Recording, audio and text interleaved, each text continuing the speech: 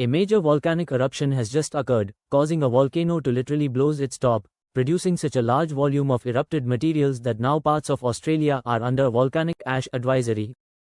Yes, Australia, specifically its Northern Territory. This video taken by a local approximately 22 miles away from the eruption site shows the Lewotobi volcano on November 7, which sent a sustained plume of ash up to an altitude of 55,000 feet or 16,764 meters. This is 15,000 feet higher than the deadly and widely damaging eruption Lewotobi produced during the night of November 3 and 4. But, why did this latest eruption occur? Specifically due to eruption caused a combination of a thick lava flow rapidly filling its summit crater and the fact that the volcano's magma conduit was being supplied more magma than it could erupt. This latter factor was especially important, causing a plug to form in the magma conduit. What followed was a rapid buildup of gas and pressure until it inevitably reached a level where it could break through overlying rock, generating a major eruption. However, luckily this buildup of pressure not only occurred during the daytime when it is easiest to evacuate people, but it was also detected by scientists, causing new evacuations, and Lewotobi's exclusion zone to be expanded from 7 to 8 kilometers in specific sectors. Then at 10:40 am, the plug broke, and large amounts of gas and pressure pyroclastic flows were rapidly released. The heavier bits of the eruption plume quickly fell back to the ground in multiple sectors around the volcano, generating pyroclastic flows that advance at high speeds, incinerating what I preliminarily estimate to be 18.14 square kilometers of forest.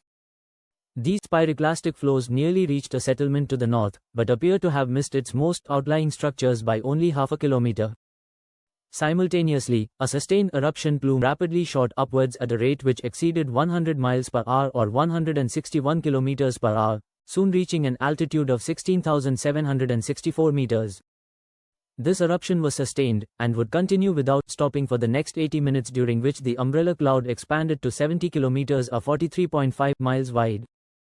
Heavy ashfall continued throughout the eruption, raining down and quickly accumulating to be 2.5 centimeters or an inch thick within a 6-kilometer radius of the eruption site. Several hours later, ash later rained down to form a dusting on the city of Enda, a whopping 80 miles or 128.8 kilometers to the west. And this is a city which is itself worrying about new volcanic unrest from a separate volcano to the south, but more on this later. By the time the continuous phase of the eruption ended at noon local time, I estimate that around 38 million cubic meters of rock had been emplaced. Thankfully no far-flung lava bombs were thrown this time, with most of the tephra being deposited via more extensive pyroclastic flows. But, eruption type, what was the exact eruption type which occurred? In my opinion, Lewotobi's November 7 eruption perfectly met the criteria for a subplinian eruption, especially with its towering umbrella cloud.